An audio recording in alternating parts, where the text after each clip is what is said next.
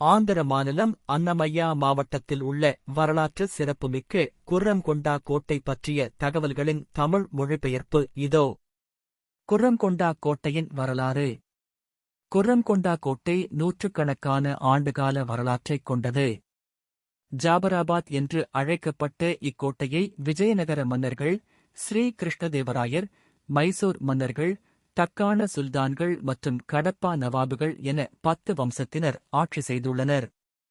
ஹைதர் அலியின் மைத்துனர் மிர் ராஜா அலிகானின் நிர்வாகத்தின் போது திப்பு சுல்தான் இங்குதான் கல்வி கற்றார். அதற்கான சான்றாக அந்த பள்ளிக்கூடம் இன்றும் உள்ளது. அந்த வீரனின் கதை குர்ரம் குதிரை.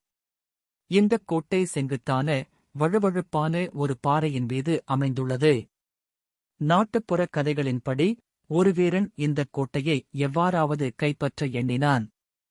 தனது தாயிடம், நான் ஏற்றி வைத்த விளக்கு எரியும் வரை நான் உயிருடன் இருப்பேன், அது அணைந்தால் நான் இறந்து விட்டதாக கருதுகிறேன் என்று கூறிப்போருக்குச் சென்றான். கோட்டையின் 3 பக்கங்களும் ஏற முடியாதபடி இருந்ததால் அவரது படைகள் அழிந்தன. ஆனால் பின்வாங்காத அந்த வீரன் தனது குதிரையைத் தூக்கிக் கொண்டு செங்குத்தான பாறையில் ஏற முயன்றான். குதிரை காயமடைந்ததால் அதன் கால்களையும் கழுத்தையும் கயிற்றால் கட்டி தனது அக்குளில் ஆர்ம்பிட் குதிரையை இடுக்கிக் கொண்டு ஒரே பாய்ச்சலில் கோட்டைக்குள் குதித்ததாக கூறப்படுகிறது. தனியாகப் போராடிய அந்த வீரன் நவாபின் வீரர்களால் கொல்லப்பட்டான். அவனது வீரத்தைக் கண்டு வியந்த நவாப் அவனுக்கு அங்கேயே சமாதி கட்டி வழிபட உத்தரவிட்டார். கோட்டையின் சிறப்பம்சங்கள் மற்றும் காலக்கோடு. நிர்மாணம் விஜயநகர ஆட்சி காலத்தில் கட்டப்பட்டது. 1642 வரை எதிரிகளால் நெருங்க முடியாத வலிமையுடன் இருந்தது.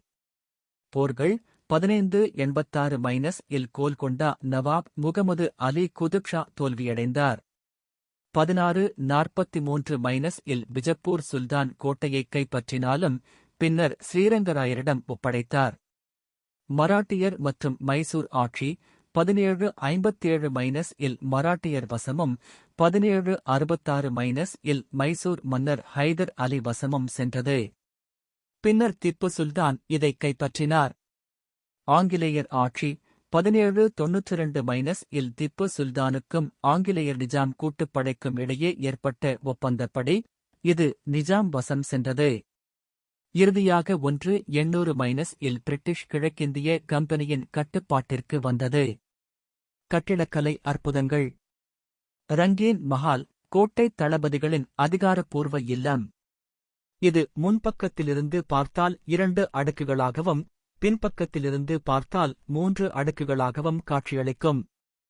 கண்ணாடி மஹால் அத்தத்லா மெஹல் சோகஸ்மெய்லி சமீபத்திய அகழ்வாராய்ச்சியில் கண்டெடுக்கப்பட்ட ராணிகளின் அந்தப்புறம். மாலிகர்ஜுனா சுவாமி கோவில் தொல்பொருள் துறையின் கட்டுப்பாட்டில் உள்ள இந்த கோவிலின் சுவரில் ராபாயமாரா என்ற இரகசியக் குறியீடு உள்ளது. இது சுரங்கப்பாதையைக் குறிப்பதாக நம்பப்படுகிறது. மத்பிரா கண்ட்ரிகா சோகஸ்மெய்லி மிர் ராஜா அலி கானின் சமாதி இங்குள்ளது.